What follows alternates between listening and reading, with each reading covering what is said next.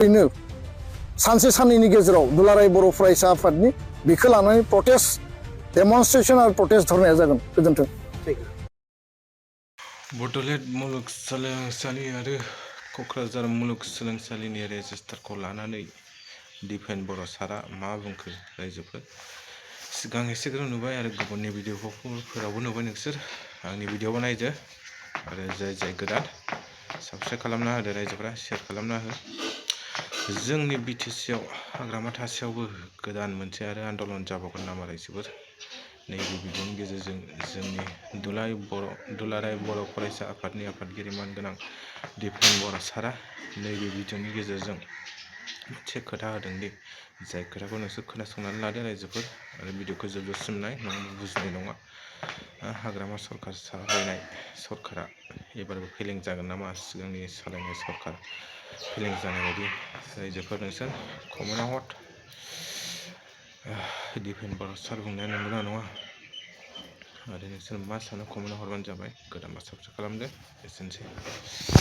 आरो क'क्राझार मुलुगसोलोंसालिनि सानै रेजिस्ट्रार डक्टर सुबुं बसुमतारी आरो डक्टर डिमासा डि मुसाहारि बिथांमोनखौ आयेननि बारगा हाबा मावनानै माने आयेनखौ भंग खालामनानै नियम भंग खालामनानै राजनैतिक मोनसे आक्रोश, राजनैतिक मोनसे कनस्पिरेसियाव राजखान्थिनि बलि हिसाबै पबित्र सोलोंथाइनि मन्दिरनि सानै जे रेजिस्ट्रार जाय बिथांमोना माहारिबाद माहारिनि आदर्शखौनो लानानै बड'लेण्ड सोमावसारनायनिफ्राय दासिमबो हारिनि थाखायनो थैस' थांस' दङ। बिथांमोना साख्रि मावदों, नाथाय बिथांमोना माहारिनि थाखाय हाबा मावबोदों। बिथांमोना कुनु पलिटिकेल पार्टियावबो गैया आरो कुनु पलिटिकेल इन्ट्रेस्टबो बिथांमोना गैया।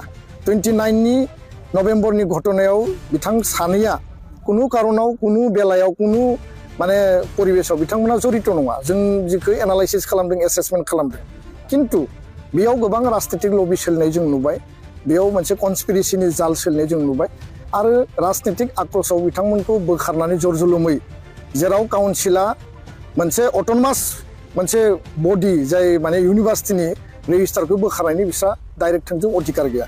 राजभबनाव लेटार हरदों, राजभबना एक्न'लेजमेन्ट बायदियै जे जोङो मोनसे सेल्फ एक्सप्लेनेटरि लेटार जोङो बिटिसिनिफ्राय मोन्दों, बेखौ जोङो भिसिनो इन्टिमेसन होबाय, बेबायदिसो बेयाव लिरनाय दङ। बेयाव एक्सननि बाथ्रा गैया। खिन्थु बेयाव माखासे माने इन्टारनेल माखासे बेयाव कनस्पिरेसिफोर थाबाय आरो दिनै जों नुबाय जे बिथां सानैखौ बोख्लायनाय लोगो लोगो गुबुन सानैखौ दायित्व होदों आरो दिनै सोरबा गुबुन जायफोरा सरकारि फरायसा आफाद दङ, बे माने पार्टिनि फरायसा आफादफोर बिथांमोना बिनि सायाव जुक्ति माने बेसिसफोरखौ होनो नागिरदों। खिन्थु बे आयेनाव बियो जेनगोन आरो आयेनाव जुडिसियेल लिगेल जेला फाइट जागोन, अट'मेटिकेलि बिथांमोना जेखौ आयेन भंग खालामनानै मावदों बेयाव जेनगोन। आरो जों खावलायो हाग्रामा महिलारि बिथांखौ जे बिथांनो रायजो राजाया मेन्डेट होबाय, बिटिसिखौ मोजाङै सालायनांगौ, रायजो राजानि जौगानायनि कमिटमेन्ट खोथा बाथ्राफोरखौ जेखौ बिसायख'थियाव बिथांमोना बुंदोंमोन बेखौ लानानै गोख्रोङै मोजाङै मावफुंनांगौ। आरो बेखौ बाद होनानै जुदि सोरबा माने रेजिस्टारनि सायाव सोरबा बेक्तिनि सायाव जाय मानसिफोरा जोंनिनो माने फोरोंगिरि, जोंनिनो बिदा आरो बिथांमोना क'क्राझाराव थानानै बर' हारिनि उथुमायाव थानानै बिथांमोना माहारि दानायनि थाखाय बड'फानि सोमावसारनायनि समनिफ्रायनो दिनैसिमबो जाथिनि थाखाय दङ।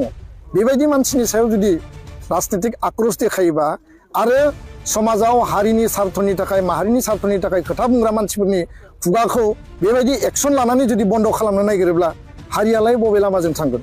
हारिया बबे लामाजों जौगानो नागिरदों? दा बेखौ जोङो नुनानै सोमोनांदों।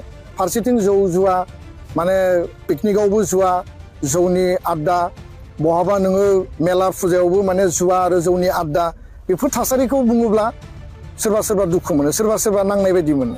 खिन्थु बास्तबथ' रायजो राजाफ्रा नुदों, बयबो जोंखौ बुंदों, गावजों गाव रायलायदों, खिन्थु रावबो खुगा सिनो हाया, गियो। बे मा दमननि बे माने परिबेस, जों बेखौ साबजायाखै, जों दुखु मोनदों। आरो हाग्रामा महिलारि बिथाङा रिथिं खालामनांगौ। बिथाङा जुदि बयनिबो वेल एक्सेप्टेड लिडार जुदि हिसाबै गावखौ दिन्थिनो नागिरदोंब्ला बेबायदि राजनैतिक आक्रोशखौ खालामनायनिफ्राय गोजानाव थानांगौ आरो बेफोरो थिग नङा। बेखायनो आं खावलायो जे जायफोर सरकारि फरायसा आफाद, बे सरकारि फरायसा आफादफोरा माने जुक्ति होनायाव जेबो बेसिस गैया। बिथांमोना सोरबा बुंदों जे बिटिसि सेक्रेटारियेटखौ लन्ड' बन्द' खालामनाया बे एन्टि नेसनेल होननानै बुंदों। आरो बर' हारिया थांनाय 34 इयार्सनि आन्दलनाव जोंनि खुद्रिनाय जोंनि डिप्राइभ जोंनि मोनथायनिखौ बन्सित खालामनायनि थाखाय जोंखौ अयनायै लावथि बाहायनाय जेलाव लांनाय गावथारनायनि बिनिमयाव रागा जोंना खुद्रिनानै मालाबा सरकारि माने अफिस सरकारि प्रपार्टिफोरखौ मालाबा लन्द' भन्द' खालामनाय डेमेज खालामबोनाय थासारिया जादों अब्ला एन्टायार बर' कमिउनिटियानो दिनै जातिनि सार्थआव जोंनि फरायसा फरायसुलिफ्रा खालामफ्लांबाय आबेगाव खालामबाय बेखौथ' गोसो जानानै खालामाखैना दा आबेगाव खालामनाय बे जाथायखौ लानानै माने बै एन्टि नेसनेल होनना बुङोब्ला 34 इयार्सनि आन्दलनाव बर'फ्रा एन्टि नेसनेल खामानि मावदोंमोन नामा बर'फ्रा राष्ट्रद्रहनि खामानि मावदोंमोन नामा आरो बे बेलायाव संग्रामि एबसुनि दैदेनगिरियाबो गोलैगोन बिएलटिनि दैदेनगिरियाबो गोलैगोन एनडिबिनि दैदेनगिरियाबो गोलैगोन जोंथ' राष्ट्रद्रह खामानि मावग्रा नङा आरो जों राष्ट्रद्रहि नङा राष्ट्रनि संबिधानखौ मान मर्यादा होनानै जोंनि आर्टिकेल 2 आरो 3 आव आलादा रायजोनि दाबिनायजोंसो दिनै बिएससि बिटिसि बिटिआर मोनदों बेफोर खोथा बाथ्राफोरखौ बुंनानै मा बुजायनो नागिरदों ओरैनो माने एसे मेलेमजों एसे माने गियानजों खोथा बाथ्रा बुंब्ला बे मालाबाबो जास्टिफाइड आरो लिगेल जाया बेखिनिखौनो बुंबाय बे रिलिज होनाय अर्डारखौ उइथड्र खालामनांगौ आरो गोख्रै